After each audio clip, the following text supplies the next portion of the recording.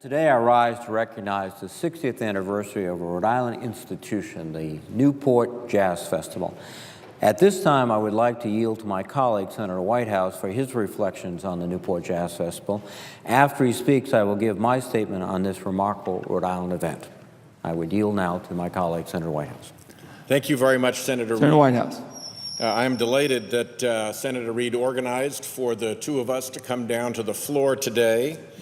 Newport, Rhode Island is a venue for many wonderful and remarkable events, from the America's Cup of the old day to the Volvo Round the World Ocean Races now to the Newport Folk Festival, and of course what we're here to celebrate today is the Newport Jazz Festival, celebrating its 60th anniversary. Since 1954, this festival has provided generations of Rhode Islanders and visitors with the opportunity to experience some of the world's finest jazz music. And it has brought countless visitors to our ocean state to witness these performances and enjoy our other great Rhode Island beaches and other amenities. The Newport Jazz Festival began as the brainchild of Elaine and Louis Lorillard, who financed the first festival as a way to bring some outdoor excitement and activity to Newport during the summer. In what would become a historic partnership, they reached out to George Wein, a Boston Jazz Club owner, to help them organize the event. Their creation became one of the first dedicated jazz festivals in the United States and ultimately came to shape the genre in ways they never could have anticipated. The first festival was held on July 17th and 18th, 1954, and it included some of the finest performers ever to grace the stage, including Ella Fitzgerald, Billie Holiday, and Dizzy Gillespie. Held at the Newport Casino in Newport's Bellevue Avenue Historic District, that first festival included outdoor performances that allowed attendees to sit on the lawn and enjoy a beautiful Rhode Island summer day while reveling in the music. The event garnered national media attention, and it drew over 13,000 people to Newport on its very first start. In the 60 years since that first festival, Newport has served as the backdrop for some of the most notable performances in the history of jazz. It was at the Newport Jazz Festival that Miles Davis first introduced the world to what would become known as hard bop jazz, mixing in sounds from the blues and gospel music.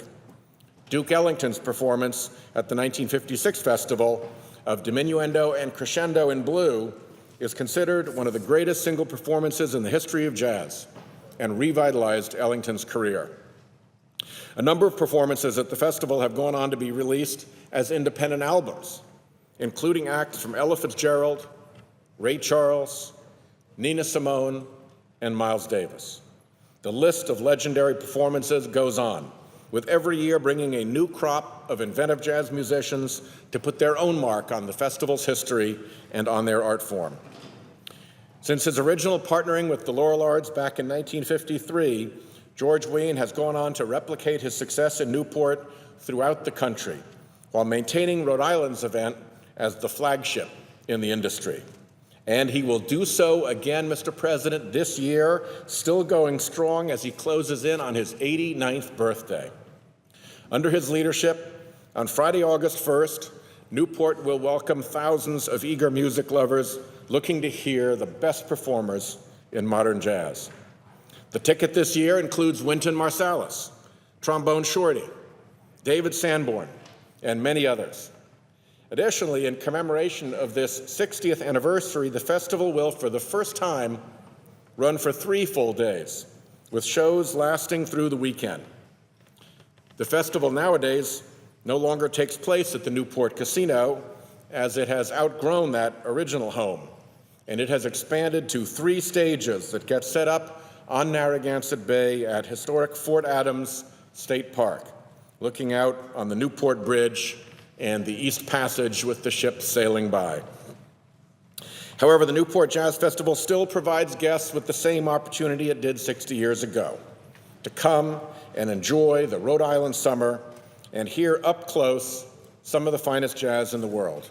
And so, Mr. President, I join my senior colleague, Senator Reed, in applauding the city of Newport for its outstanding Committee of the Arts, and I thank so many dedicated individuals who've worked so hard over those 60 years to keep this wonderful tradition alive. I look forward to another 60 years of amazing jazz in Rhode Island, and once again, thank my senior senator for organizing us to be here together for this recognition. Mr. President. Senator from Rhode Island. Well, Mr. President, let me thank Senator Whitehouse's eloquent remarks about the Jazz Festival, which is a great Rhode Island institution, and indeed it's a great American institution. The Newport Jazz Festival owes its beginnings to the vision and financial backing of Elaine and Louis Lorelot, who back in 1954 wanted to do something with jazz in their community, Newport. Through their collaboration with George Wein, a jazz pianist and club owner with a vision, the Jazz Festival was born. Today, the festival has grown to be one of the largest and most well-known jazz festivals in the nation, indeed, I would say the world, attracting a whole new generation of artists and music fans. It also helped pave the way for the creation of the Newport Folk Festival, another pillar of the music festival community. George Wein, in producing the Newport Jazz Festival, did not set out to change the world. He set out to make great music. But as history has shown, great music and great art can change the world. And what George Wein did over many summers was produce something more than extraordinary festivals. He produced the soundtrack of freedom for a generation of Americans.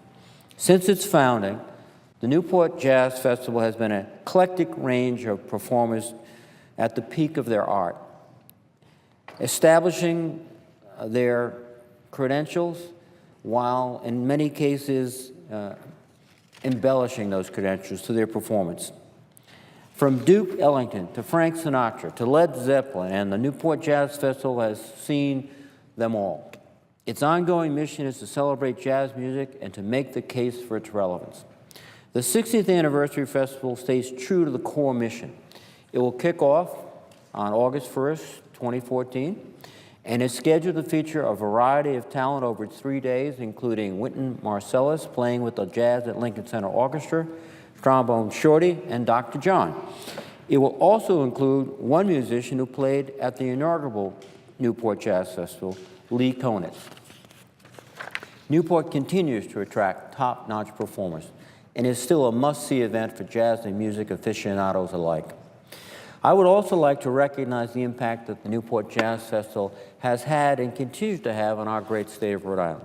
Each year, the thousands who flock to Newport to witness the festival also have an opportunity to experience the treasure of Rhode Island's summer. In this way, the Newport Jazz Festival has served as a major source of tourism, an important industry for our state, and should be viewed as a model for other communities to follow. I am proud to call the Newport Jazz Festival a home state event. On this milestone anniversary, I wish to congratulate my dear friend, George Wein, the festival's board, and all those who have worked and those who continue to work to put this outstanding event forward each year. Best wishes on a successful 60th anniversary festival and for continued success in the future. And Mr. President, I would ask unanimous consent that the Senate proceed to the consideration of S-Res 510 submitted earlier today by myself and Senator Whitehouse. Without objection.